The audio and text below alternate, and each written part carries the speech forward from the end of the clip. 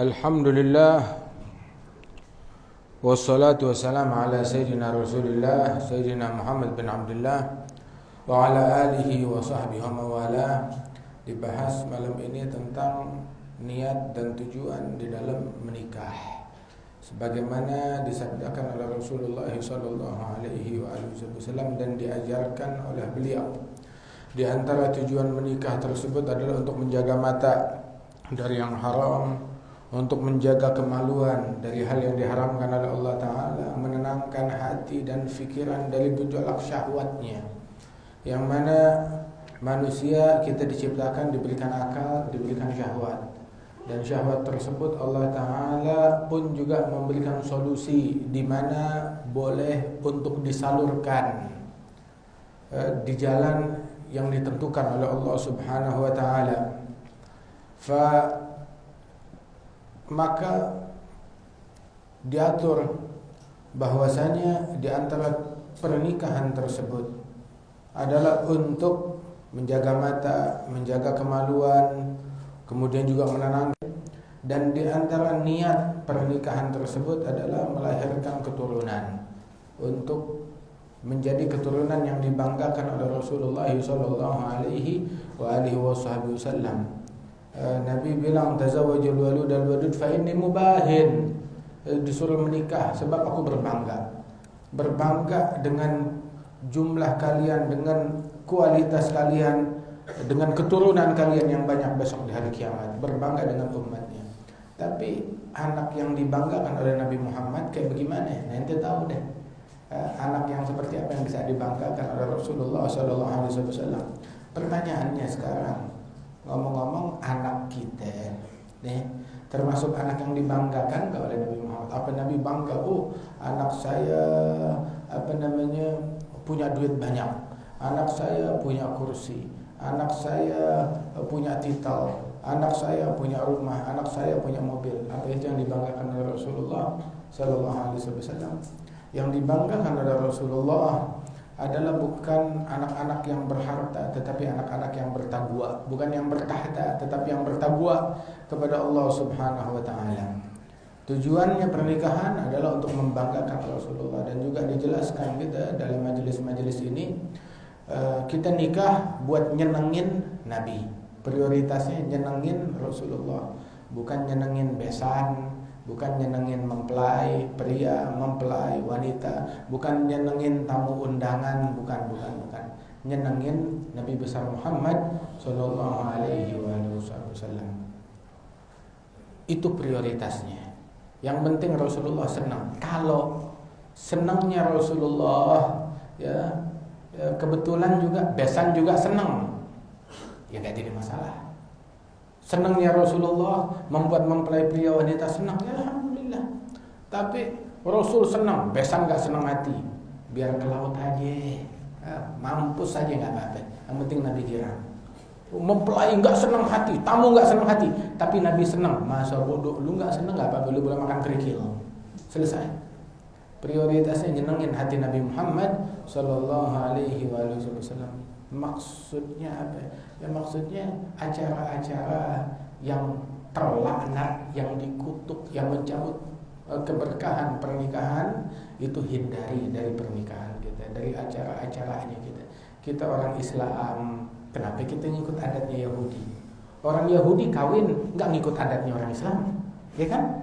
Yahudi bikin kawinan, apa dia pakai cara orang Islam? Pestanya, apa dia kawinan orang-orang Yahudi dan Nasrani bawa lagunya sholawatan? Kan kagak, enggak. Di orang kawinan enggak bawa sholawatan. Kenapa kita bikin kawinan bawanya lagu barat, bawanya lagu Yahudi, bawanya lagu Nasrani, bawanya lagu yang hingar bingar, yang membuat Allah Ta'ala berkata, kenapa? Apa mereka kalau kawinan Yahudi, Nasrani, musyrikin, kalau kawinan mereka pakai mukena? Kan kagak. Kenapa lu pakai gaun pengantin kayak mereka? Kenapa? Mereka aja kawin enggak pakai mukena kayak orang Islam.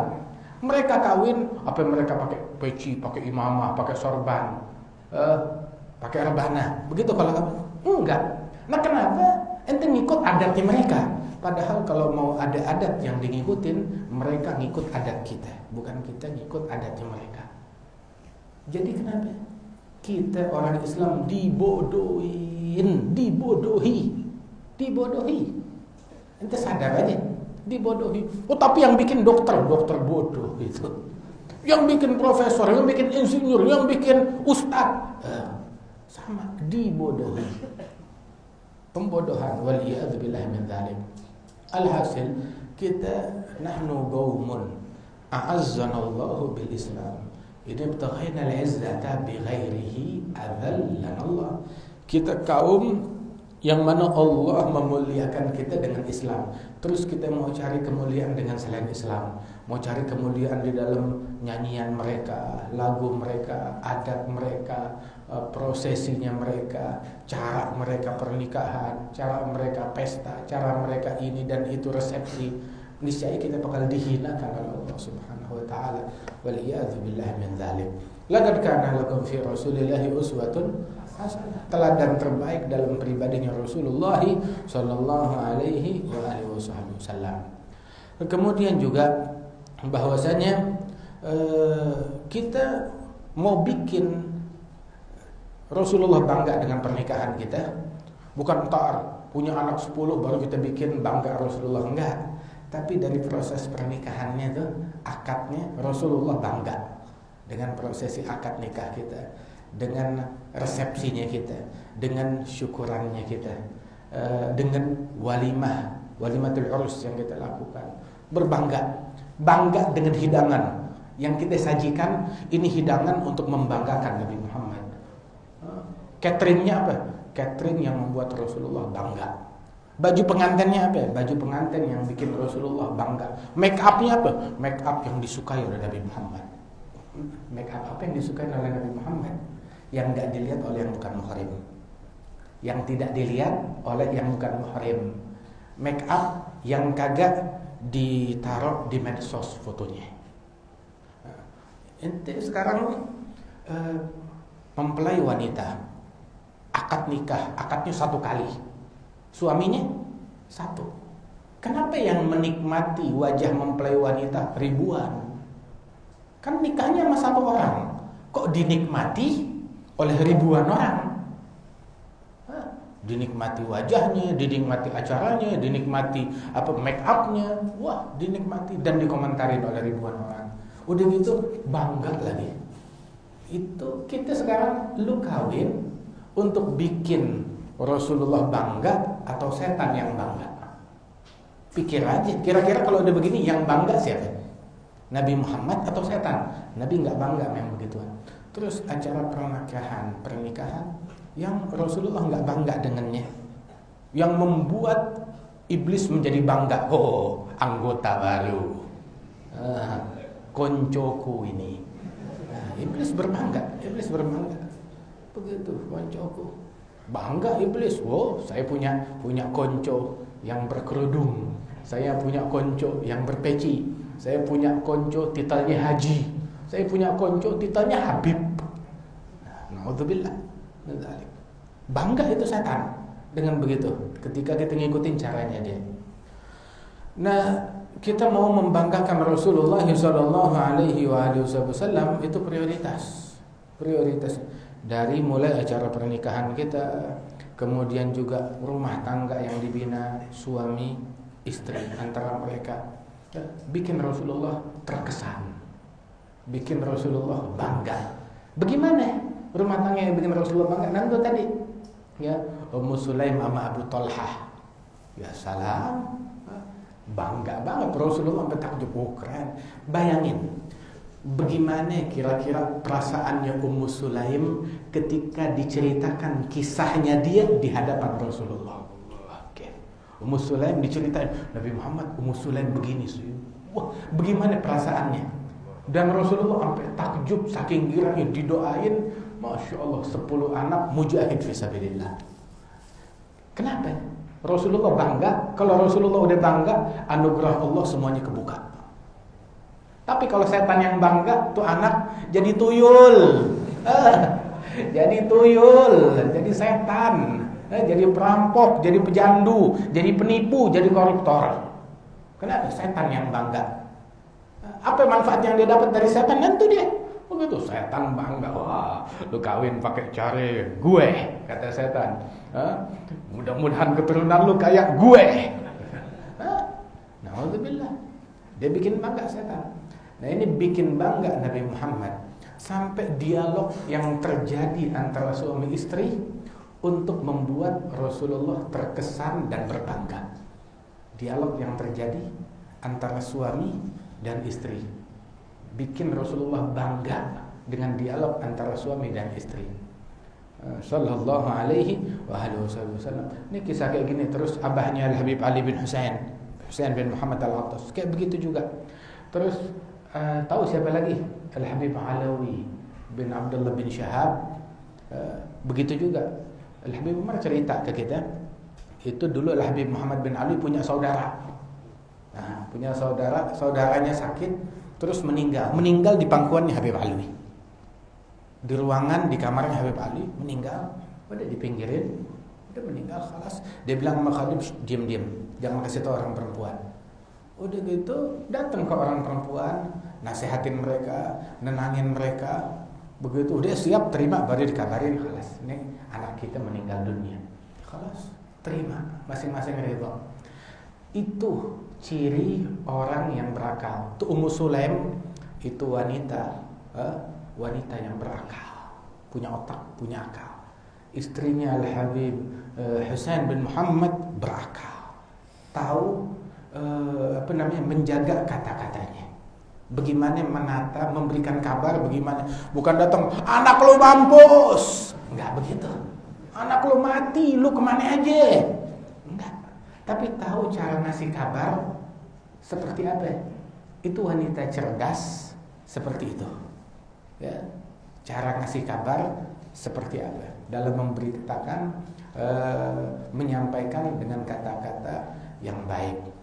Kemudian juga lihat sampai tuh Ammi Sa'ad bin Ali Al-Aidarus, Sa'ad bin Ali itu dia merangkum niat-niat pernikahan. Syekh Ali bin Abi Bakar Sakran, beliau juga mentalginkan niat pernikahan. Al-Habib Abdurrahman Masyhur, kalau ada orang datang tuh kepada beliau mau nikah, ditalginkan niat menikah oleh beliau. Al-Habib Zain juga mencantumkan niat-niat pernikahan tersebut. Alhasil bayangin, di antara niat pernikahan punya keturunan. Terus kalau keturunan saya ini sampai ditalginin nih, kan kita berapa kali nalginin orang kawin, ya begitu.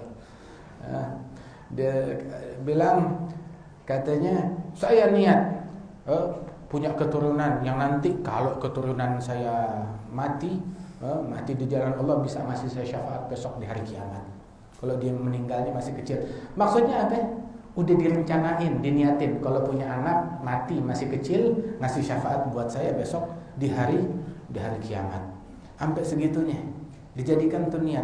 Mukmin apapun yang menimpa dia manfaat, pahala, enggak rugi. Musibahnya sih segitu-segitu juga. Musibahnya segitu-segitu juga. Anak mati udah. Anak mati selesai. Begitu. Tapi kan enak. Anak mati, lu dapat surga. Ajib kan? Anak mati ente dapat pujian dari Allah Ta'ala. Anak mati ente dapat ridha dari Allah Subhanahu Wa Ta'ala. Kalau takdirnya Allah mati, ya mati.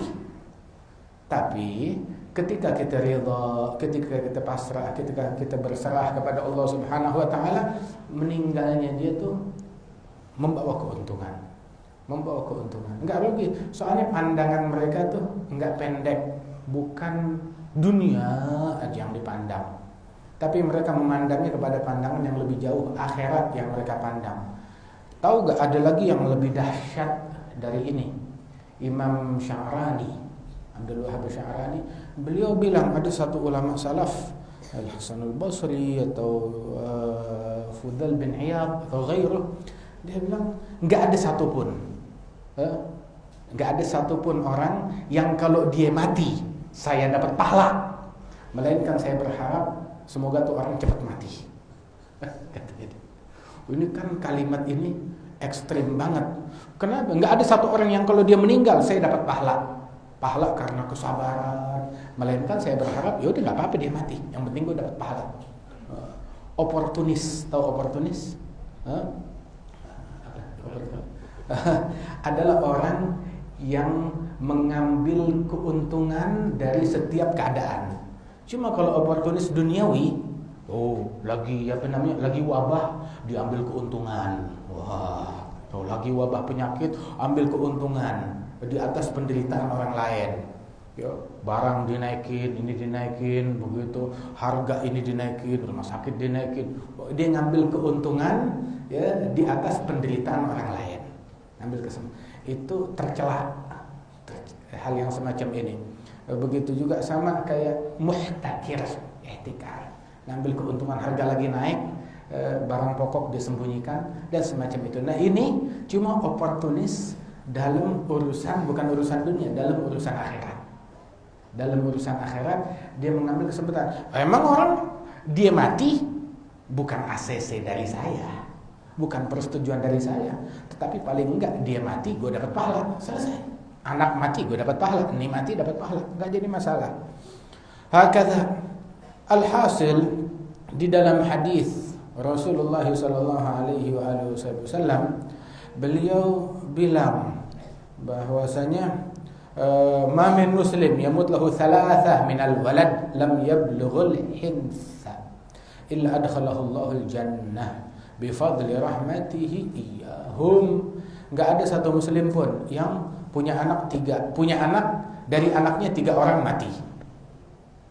Muslim punya anak di antara anaknya 3 yang meninggal dunia, melainkan si muslim ini, ibu bapak ini dapat pahala masuk surga dengan berkat kematian ibu bapak, kematian anaknya yang 3. Dia masuk surga berkat rahmat dan anugerah kasih sayang Allah terhadap mereka. Itu dalam riwayat satu perempuan bilang kalau 2 bilang 2 juga, meninggal 2 dapat surga. Itu dia bilang 1 juga dapat surga.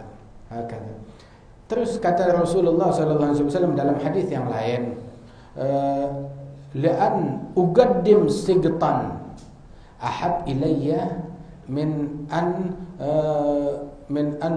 ukhallifa 50 farisan yujahiduna fi sabilillah. Sungguh lebih baik saya keguguran 1 anak. Keguguran 1 anak. Itu lebih saya sukai daripada punya keturunan 50 orang mujahid fisabilillah. Punya anak 50 semuanya mujahid fisabilillah. Pengen punya anak 50 mujahid fisabilillah atau 1 keguguran, mana pahalanya lebih gede? Nabi bilang saya lebih suka keguguran 1 fisabilillah. Pahalanya lebih gede. Subhanallah.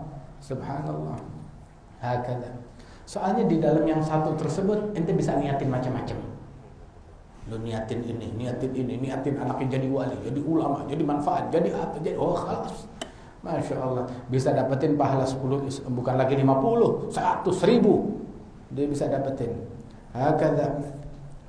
Kemudian al-atfal itu besok di hari kiamat mereka diberikan gelas-gelas. Ada 1 orang kagak mau kawin.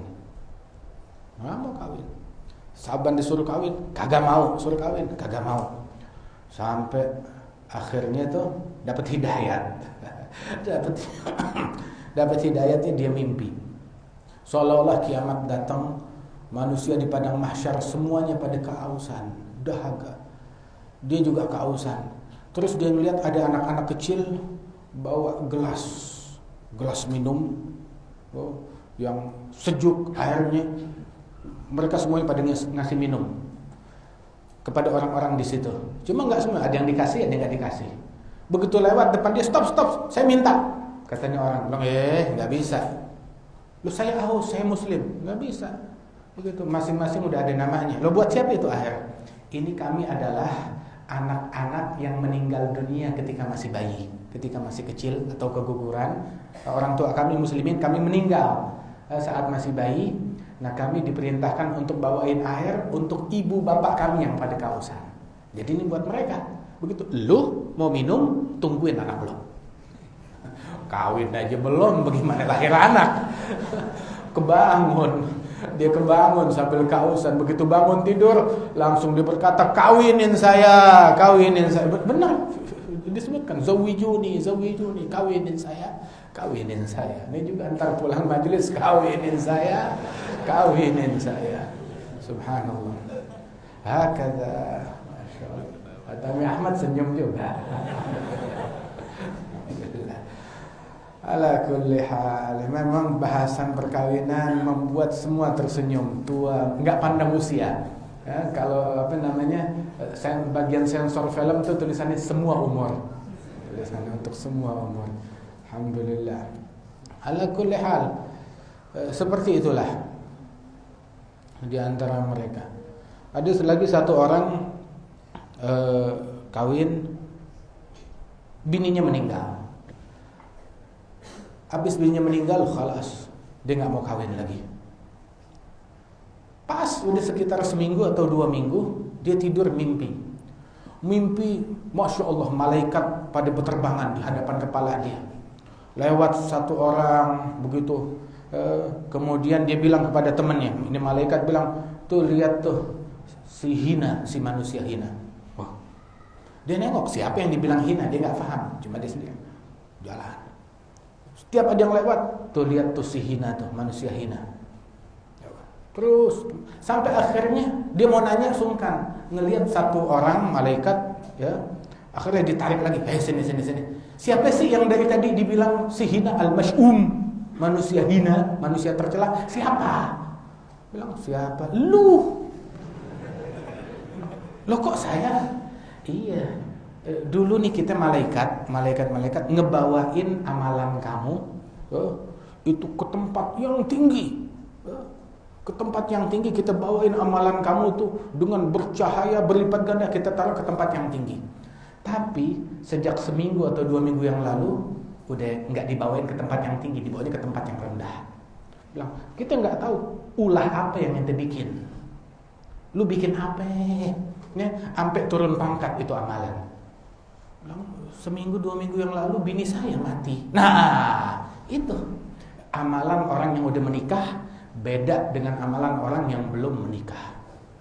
Begitu bangun dari tidurnya dia bilang, zawijuni, kawinin saya. Wah, kata. Siapa Imam Ahmad bin Hanbal atau Abu Hanifah yang nganterin jenazah istrinya. Akhirnya begitu habis nganterin jenazah istrinya, begitu diajak pulang sama anaknya, pulang, nggak mau. Pulang, Mbak, pulang, nggak mau. Kenapa? Abah cinta banget sama Umi. Bilang, kagak. Kalau di rumah belum ada bini, gue nggak mau pulang. Ana mau pulang, begitu harus ada bini. Kenapa? Ana mau amalan orang yang sudah menikah. Pahalanya berlipat ganda. Wah, kata ya Rabb. Ya, mudah-mudahan Allah Ta'ala berikan taufik, berikan bimbingan, ya, dijaga keluarga kita, anak-anak kita, qurrat ayun insyaallah fi dunya fil akhirah. Masya Allah, kita kedatangan tamu-tamu yang datang dari Aceh. Masya Allah, Serambi Mekah.